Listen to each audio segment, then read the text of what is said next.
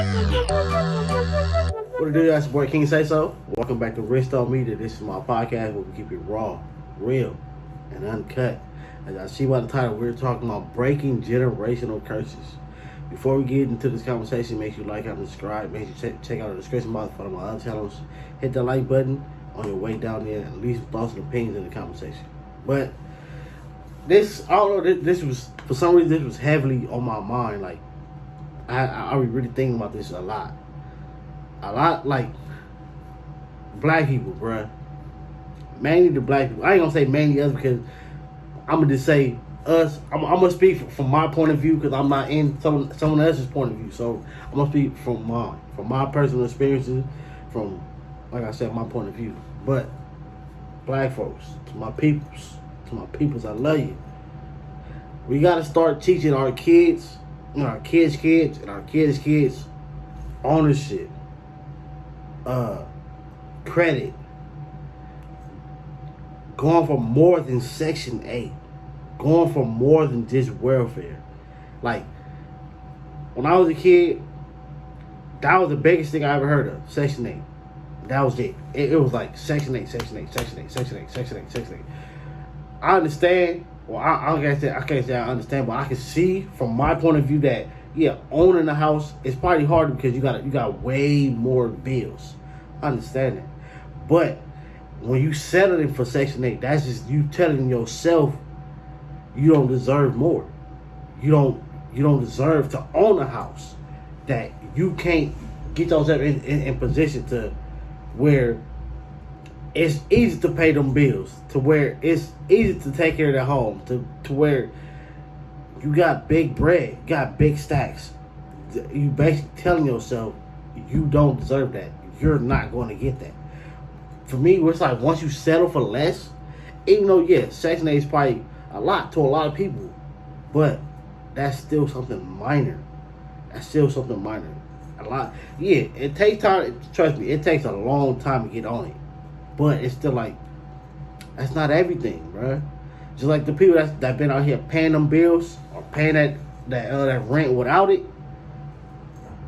Come on. So therefore, look, this is my thing. Especially for the people that's, if you got Section 8, or say you paying regular rent right now, and then you get Section 8, your mindset should still be, I'm finna still keep, basically, the amount I was spending on my regular rent, because you know when you go to Section 8, you're probably gonna split it in half. So therefore, you still use, your mindset should still be on, I'm putting up that same amount I was using from that regular rent. I'm gonna just split it in half, get Section 8, what they want, take that other half and stack it.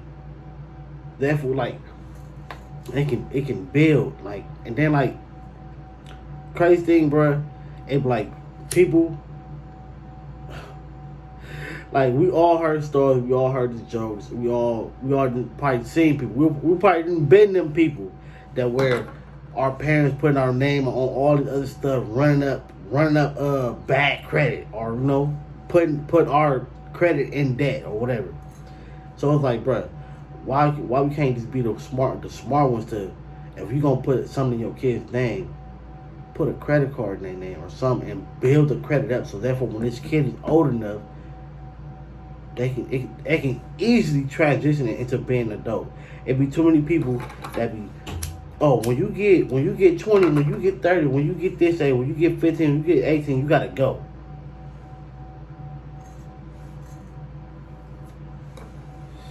How you getting your kid out, bruh? Yeah, trust me, look. Some people are able to adapt and take it, you know, take that tough love and do what they gotta do. And some people don't. Some people never recover. I'm quite sure it's probably a few homeless people that was probably put out when they was 18, 19, 17, 16, whatever, and never recovered from that. That's and I don't know, in the mindset of a person that's, you know, I have a mom, I have a parent, so therefore, if she would have put me out, when I was 18, 16, whatever, bro, I would have hated her for the rest of my life. I understand, yeah, tough love is something, and it's gonna show you love, it's gonna show you about life, but bro, it is not that easy. And why? Why you like show them the ropes before you kick them out. Now, if you showed them the ropes, you taught them everything you could teach them, and they still going and laughing when you trying to show them the right way to go, then you got to go. I'm showing you too much love. Therefore, you just feel like no matter what, you stand here. You stay here. You ain't gotta get nothing. You ain't gotta own nothing. You ain't trying to build nothing. You ain't trying to be nothing. And that's not what we doing. That's not what we doing. But people got to start teaching their kids about ownership. Especially, look, and to my grown people watching this video, start investing into your kids. If, look, we are in a days of technology, super technology. Like, everything is digital. So, therefore, if your kid is doing something, vlogging, reaction, Twitch, gaming, like serious gaming, not this game just to play the game, but serious gaming. Invest into that because that's gonna benefit them. Your life is done.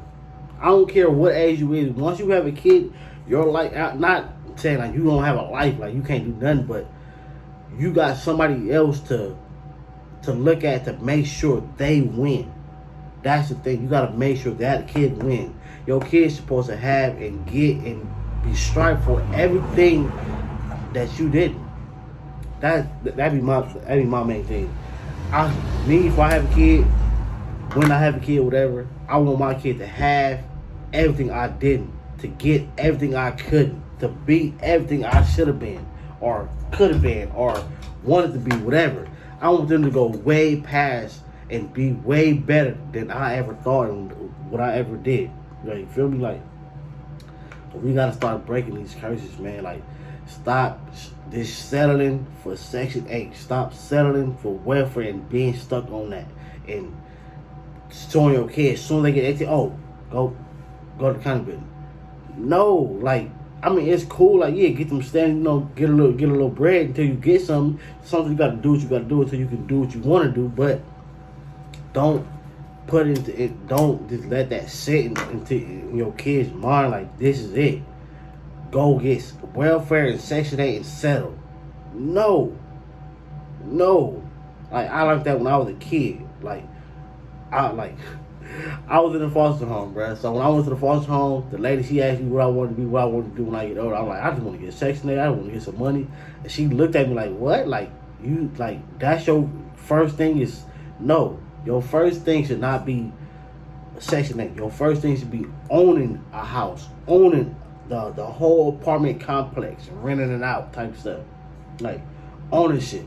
Ownership is something that you can hold on, hopefully, for life, and you can pass it down to your kids, so therefore they don't have to work as hard as you do. My main thing is making sure the kids, like, beyond the work, like how much the grind should get less and less, and it should be more and more money, more and more wealth, more and more businesses being started and ran and going perfectly.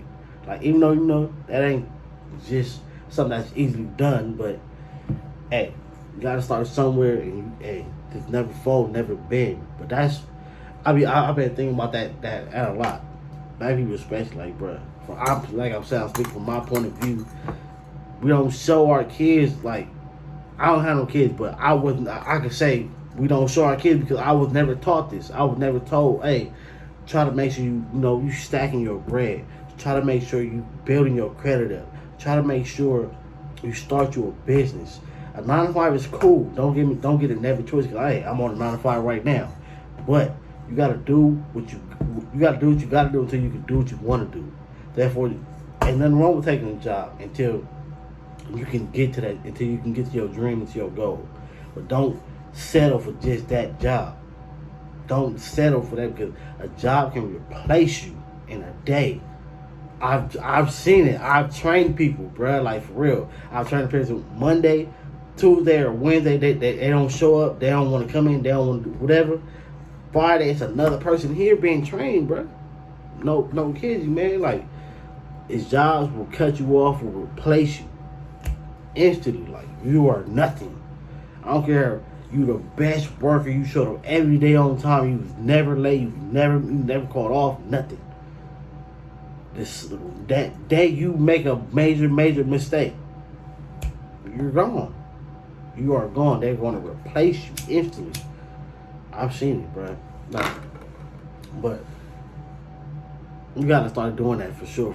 We gotta start making sure. We gotta start making sure we tell our kids and our kids, and everybody else too. Like, even our friends, not just be settling for less. Strive for the best. Take what you can take what you can get, and still keep trying, because you only fail when you give up. No kidding, man. You fail. Once you get into the mindset that I'm done, this is cool, this is alright, I'm gonna take this and run with this and then just lean back with it. No, you failed right there, bruh. In my opinion, you failed right there. Now everybody's life goals and wants is all different. Yeah, some people don't want to own nothing. Some people don't want it. Some people don't. Hey, there's nothing wrong with that. If that's what you want, that's what you thinking, that's how you feeling, by all means, do your thing, man. Me,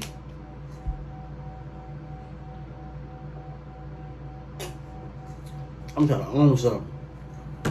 I'm trying to own something, so therefore I can pass it down. So therefore I can hire and fire who I want.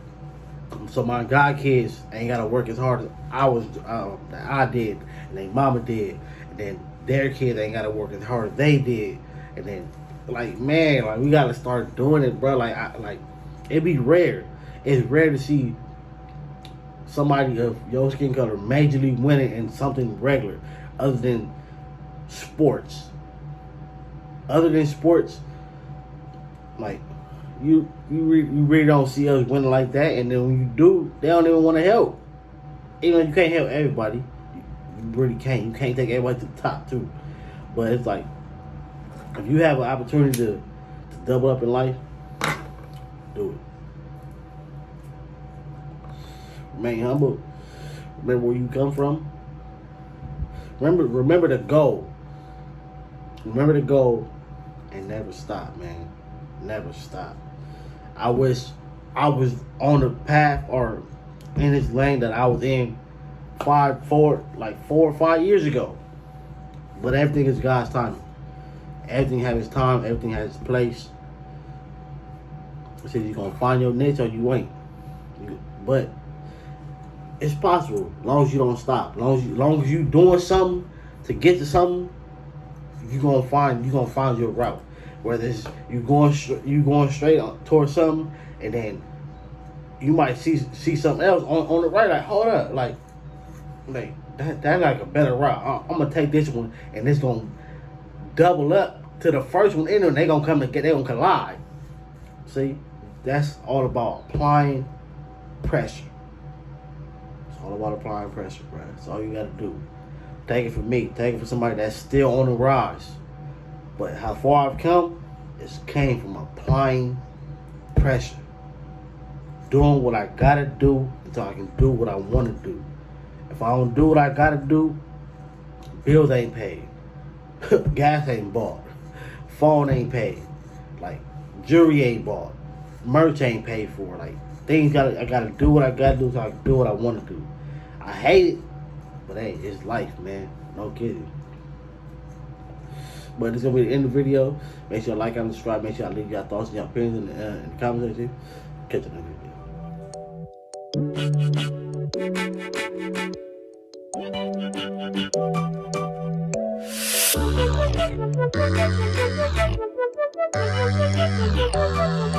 video.